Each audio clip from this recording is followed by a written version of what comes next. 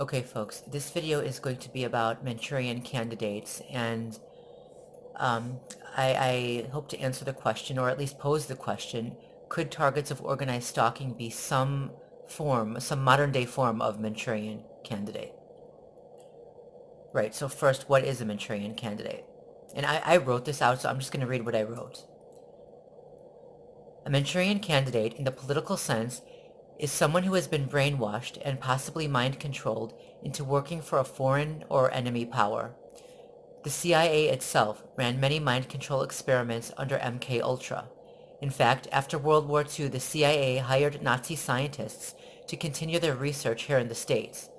This act was part of a race between the nations to not only get a hold of, but to recreate the very experiments that the Nazis had been conducting. This was the purpose of Project Paperclip. Nazi doctors and scientists were brought to the United States by the CIA in order to give the U.S. the upper hand in the new type of warfare that had been developed during World War II, which consisted of warfare against the human mind, the psyche, the soul itself. The major focus was on mind control. Was it possible for an individual's mind to be completely taken over and controlled by another person? This is what the nations hoped to discover, and of course to use to their own benefit. Both the US and Russia experimented on their own people, though the CIA also convinced the Canadian government to allow these experiments to be conducted on Canadian citizens.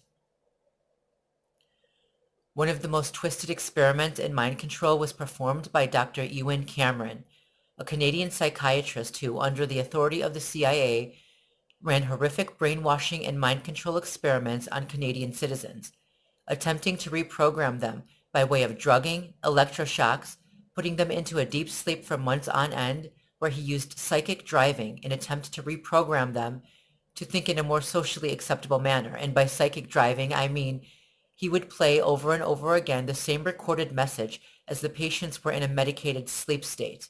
This, in addition to electric shocks and drugs including LSD. Many of the men and women involved in these experiments ended up almost completely mentally incapacitated, unable to speak, walk, dress themselves, use the toilet on their own. They had to be re-toilet trained, and some didn't even remember their own family. But this isn't quite what a Manchurian candidate is. Sadly, the CIA destroyed many documents related to the numerous sub-projects that were conducted under the MK Ultra label. What remained was horrific enough. Just imagine the atrocities that were waged against men, women, and children that will never come to light. There is evidence, however, that the CIA and other intelligence agencies around the world ran genuine mind control programs whose sole purpose was to create real Manchurian candidates, or to put it more simply, mind control slaves. People who could be used as covert assassins, drug runners, and other, etc., for the criminal elements taking over the world governments. It is uncertain whether or not they succeeded in creating a real mind control slave, but they certainly tried.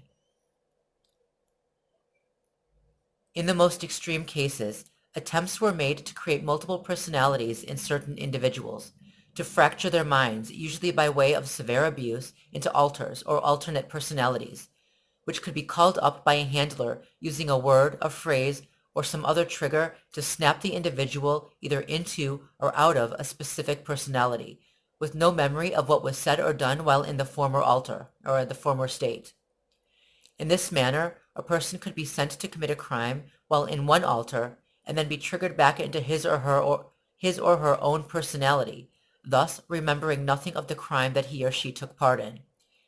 It isn't hard to imagine why intelligence agencies desired such a thing. If their spies were caught, they would have no memory of the crimes they committed or actions they took, and thus, no manner of torture by the opposition would ever lead to a real confession. Children were often trained for this program from the cradle. Boys and girls were tortured, oftentimes sexually, as it was believed that severe childhood trauma, especially when the child learns that there's nothing he or she can do to stop it and no one is coming to help, can lead to a split or fracture in the mind, and especially sexual abuse can lead to this. That's what it was assumed, and I don't know if it's true or not. Where in order to, so it can lead to a split in the mind, where in order to protect itself, the mind splits off into another personality, one that endures the abuse of the original host so that the original host does not have to. Further, to spare the host of more pain from the memories, he or she will not remember what happened while in an altered state. I'm not an expert in this field, and I know I didn't explain this particular disorder in a professional enough manner to be acceptable by the mental health community. But the purpose of this video is not to give a full breakdown of dissociative identity disorder, formerly called multiple personality disorder. This disorder is only a small part of the mind control programs run by world governments, and so I am mentioning it here. Anyone who wants a more thorough description of dissociative identity disorder, or DID, can do the research on their own. That said, not all forms of mind control are as extreme as the intentional creation of alternate personalities. Not all forms of mind control are as extreme as the intentional creation of dissociative identity disorder in order to create alternate personalities. And this is where we, the targeted individuals, come in. I believe that we are being conditioned to some extent using mind control techniques that were developed during MK Ultra, with some aspects of the FBI's COINTELPRO, short for Counterintelligence Program, that was waged against civil rights activists.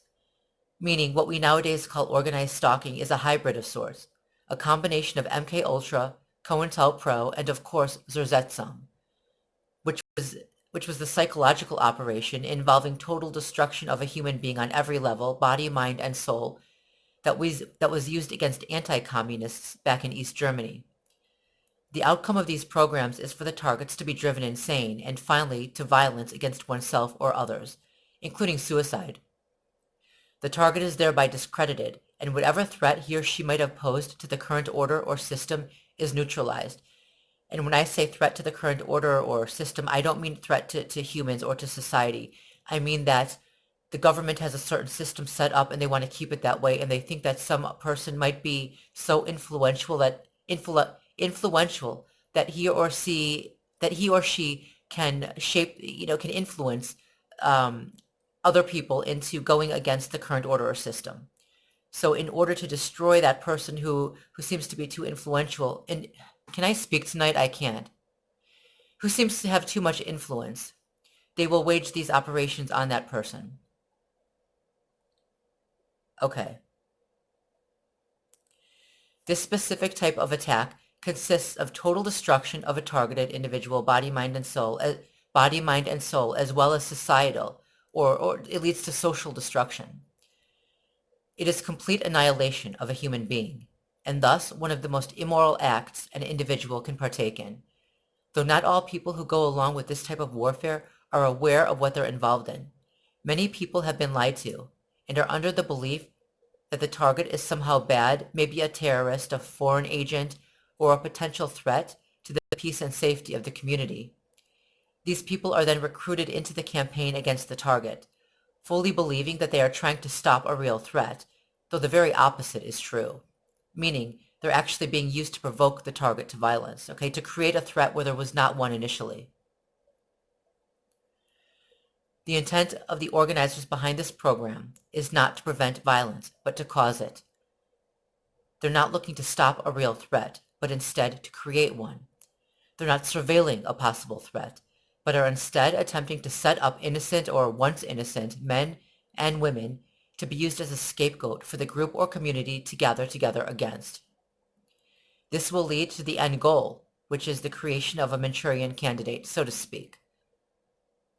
To first drive the target insane, next, to turn him or her into a real threat, though he posed no real threat initially, and finally to drive the target to possible acts of extreme violence. This, then, becomes a self-fulfilled expectation on the part of the community. While the organizers of this sick program are indeed looking for extreme violence, and that's their sole intent for doing this, they're trying to create monsters, right? They're trying to create Frankenstein, many of them, right?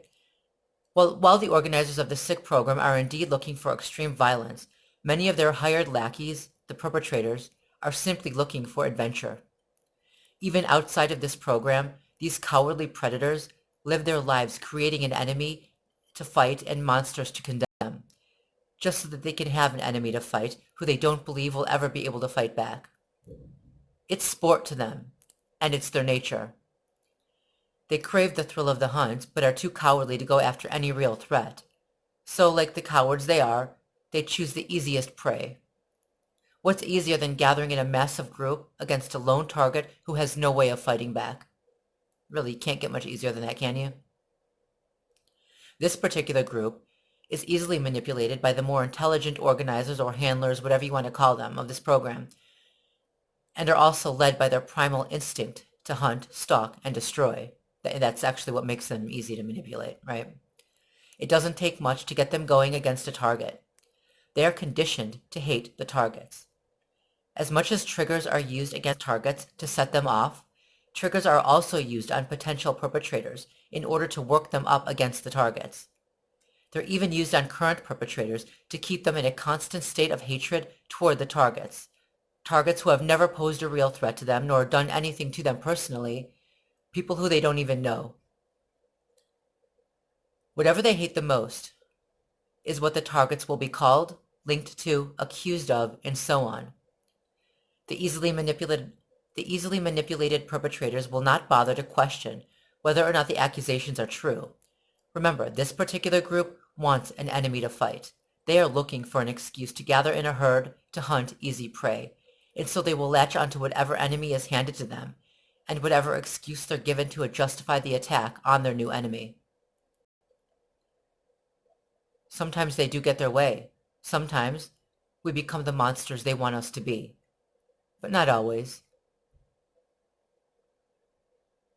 The organizers are trying to create something similar to the Manchurian candidates of not too long ago, though I'm not suggesting that every target experiences memory loss or split personalities. For example, perpetrators are told to make certain gestures and comments for a reason. Those gestures and comments are meant to trigger the target into attack mode, to create fear, anxiety, anger, and even rage, along with an instant need to defend oneself.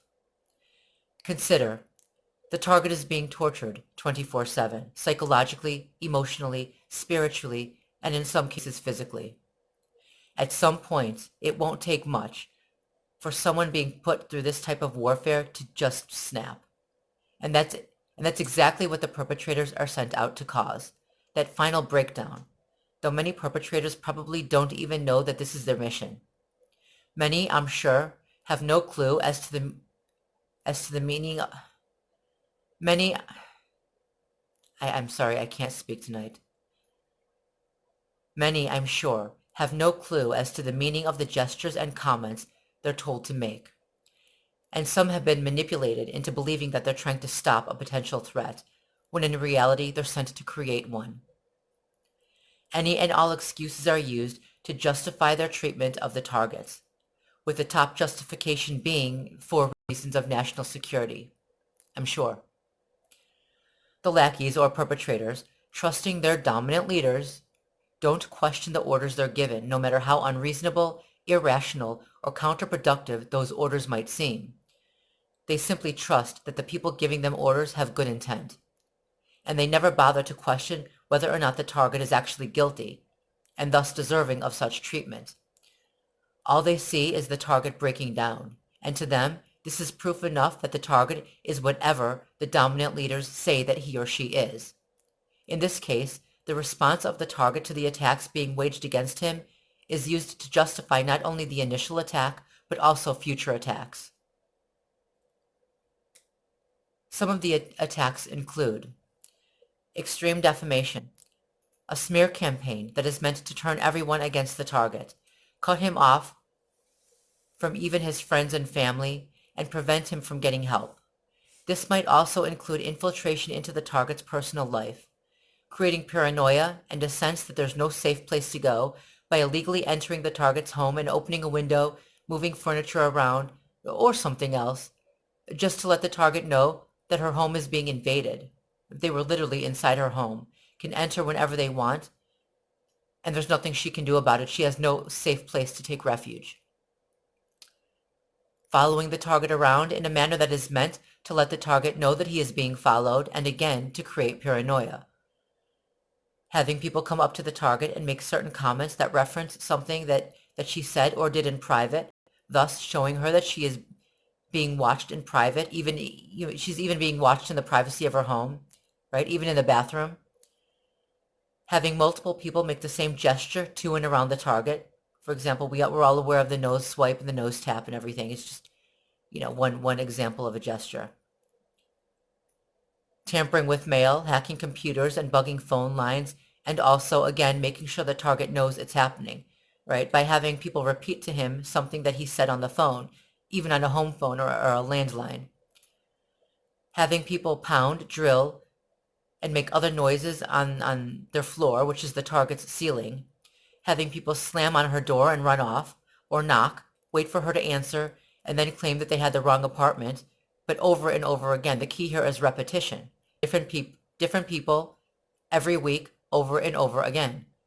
Knock, knock. Who's there? Sorry, wrong apartment. In extreme cases, they might drug the target, set him or her up on drug charges, or even sexually assault her in her own home after having drugged her. The main perpetrators involved, who might even be handlers, I don't know, then work their way into the target's personal life or environment, engaging with others around the target, pretending to be righteous pillars of the community. This is an in-your-face gesture toward the target. These monsters attack, sometimes sexually, in a manner that is hard to prove, and then invade the target's life, even forming friendships with friends and family, or working relationships with coworkers, all the while continuing the psyop behind the scenes. So, for example, a perpetrator might be very friendly to people in the target's community, and then when nobody's looking, turn around and make the gesture toward the target. The target is forced to interact in a pleasant way with his or her abuser, attacker, conqueror, until he or she no longer can. And the reason I say that he's forced to interact with the abuser in a pleasant way is because to other people, it doesn't look like this monster has done anything wrong. Okay? And so the target is forced to do this until he or she no longer can. At this point, the target breaks down and either ends up in a psychiatric hospital, prison, or the grave. All of this and more is done to the targets. My next video will be a more in-depth explanation of some of the tactics used by the organized stalkers. Because there is so much to cover, I won't include it in this video. Just know that this video and the next go together. Oh, there's one more thing though. I have a few suggestions a few book suggestions. If you can, get a copy, what's it called? It's called the C.I.A. Doctors, Human Rights Violations by American Psychiatrists. It's by Colin A. Ross. Okay, that's the first book.